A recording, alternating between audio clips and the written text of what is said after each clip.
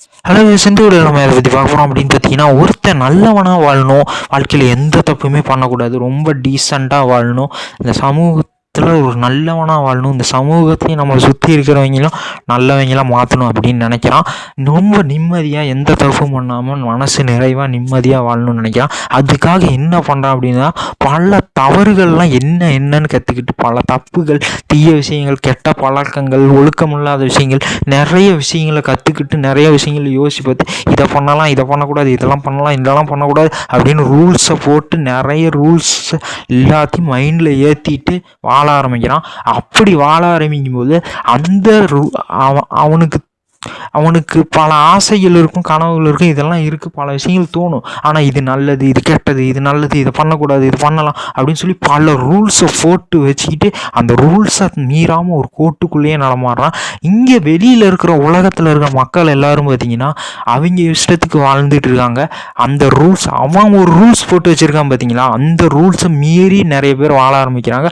அப்போ அவனுக்கு அவங்க எப்படி தெரிவாங்க அப்படின்னு பார்த்தீங்கன்னா, அவனுக்கு அவங்க கெட்டவங்களாக தெரிவாங்க. அவங்க என்ன சொல்கிறது, அவங்க எக்கேடு கெட்டு போனாலும் அவனுக்கு கவலை இல்லை. அப்படி இருக்கிற பட்சத்தில் அவங்க எக்கேடு கெட்டு போனாலும் அவனுக்கு கவலை கிடையாது. ஒரு மனுஷன்னா ஏதாவது ஒரு சில தவறுகள் பண்ணுறது இயல்பு தான். அதுக்குன்னு சொல்லிட்டு அவங்கள கொண்டுடலாமா?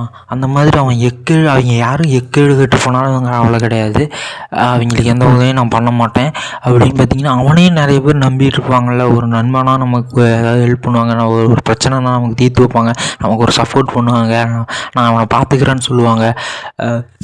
அது மாதிரி பல ஹெல்ப் பண்ணுவாங்க. ஆனால் பார்த்தீங்கன்னா எவனோ ஒருத்தன் ஏதோ ஒரு ரூல்ஸை போட்டு வச்சுட்டு அந்த ரூல்ஸ் எல்லாம் மீறுறவன், அதெல்லாம் கெட்டவன் அப்படின்னு சொல்லிட்டு அவனுக்கு ஹெல்ப் பண்ணாமல், அவனுக்கு இது பண்ணாமல், அவன் பக்கம் இருக்கிற நியாயத்தை உணராமல் இருந்தானா என்னதான், ஏதாவது ஒரு நியாயம் இருக்கணும்ல, ஏதாவது ஒரு காரணம் இருக்கும்ல, ஏதோ ஒரு நியாயம் இருக்கும்ல, ஒரு நல்ல விஷயம் ஏதோ ஒரு நியாயம் இருக்குல்ல. அவன் பண்ணுறான் அப்படின்னா ஏதோ ஒரு காரணத்தோடு பண்ணுவான்.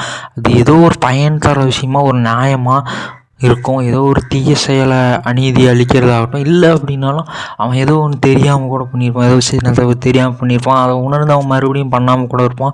ஒரு மறுவாழ்வு பண்ணலாம். அதுக்கு அவன் ஹெல்ப் பண்ணணும்ல, யாராவது அவங்க ஹெல்ப் பண்ணணும்ல. அவங்க ஏதோ ஒரு நியாயத்துக்கு ஏதோ காரணத்துக்கு பிடிப்பாங்க.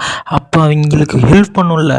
ஒரு விஷயம் பண்ணுறாங்கன்னா நான் இருக்கேன் அப்படின்னு சப்போர்ட் பண்ணணும்னு இருக்கணும்ல. இந்த ரூல்ஸை போட்டிருக்க அந்த மனுஷன் இந்த மாதிரி சின்ன அவன் ரூல்ஸுக்கு மீறி நடக்கிறவங்க எல்லாரையுமே கெட்டவனாக பார்க்குறான்.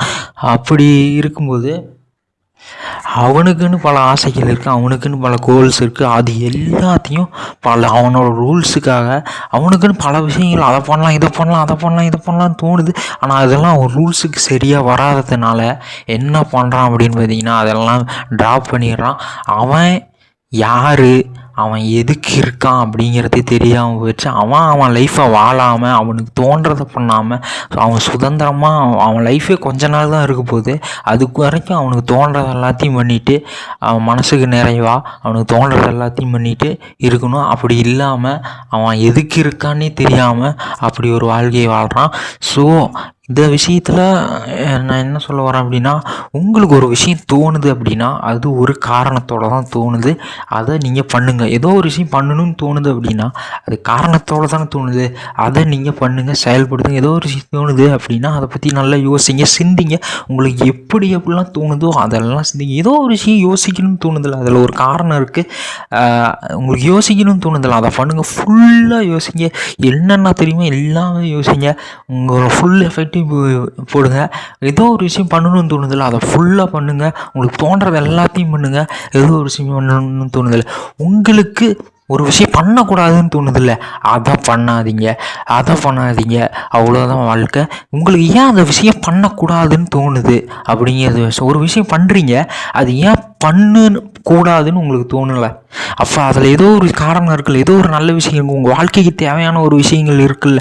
உங்கள் வாழ்க்கையில் உங்கள் அனுபவத்தில் உங்களுக்கு தெரிஞ்சோ தெரியாமலோ உங்கள் அனுபவத்தில் பல விஷயங்கள் நீங்கள் கடந்து போயிருப்பீங்கல்ல. அப்போது ஏதோ ஒரு விஷயம் உங்களுக்கு தோணுதில்ல, பண்ணணும்னு தோணுதில்ல, ஏதோ விஷயம் யோசிக்கிறீங்களா, அப்போ அதை பண்ணுங்கள். அதை பற்றி யோசிச்சுட்டு இருங்க. அப்படி யோசிச்சுட்டுங்க. அது ஏன் பண்ணக்கூடாது, அதை பற்றி நினைக்கக்கூடாது உங்களுக்கு ஏன் தோணலை அப்படிங்கிறத யோசிச்சுக்கோங்க. உங்களுக்கு ஒரு விஷயம் பண்ணக்கூடாதுன்னு ஸ்ட்ராங்காக தோணுது அப்படின்னா அதை பண்ணாதீங்க, அவ்வளோதான் லைஃபு. பீஸ் படத்தில் சொல்கிற மாதிரி ஒரு அவுட் ஆஃப் கண்ட்ரோலாக இருங்க. நீங்கள் அவுட் ஆஃப் கண்ட்ரோலாக இருக்கும்போது தான் நிறைய அவுட் ஆஃப் கண்ட்ரோல்ஸ் இருக்கிற மனுஷங்களை நீங்கள் ஃப்ரெண்ட்ஸ் பிடிக்க முடியும், நண்பர்களாக சேர்த்துக்க முடியும், அவங்களையும் பார்த்துக்க முடியும். அவ்வளோதான் சொல்ல வந்தேன். பாய். எல்லை இல்லாமல் நம்ம வாழும்போது தான் எல்லை இல்லாத மனிதர்களையும் எல்லை இல்லாத செயல்களை செய்கிற மனிதர்களோடையும் நம்ம அன்பு காட்ட முடியும், பழக முடியும். நிறைய எல்லை இல்லாத நிறைய பேர் நமக்கு உதவி பண்ண வருவாங்க. அதான் சொல்ல வந்தேன். பாய். எல்லை இல்லாத உதவிகளை நம்ம செய்ய முடியும். சிம்பிளாக சொல்லிட்டா, உங்களுக்கு பண்ணணும்னு ஒன்று தோணுதில்ல அது சரி, உங்களுக்கு பண்ணக்கூடாதுன்னு ஒன்று தோணுதில்ல அது தப்பு.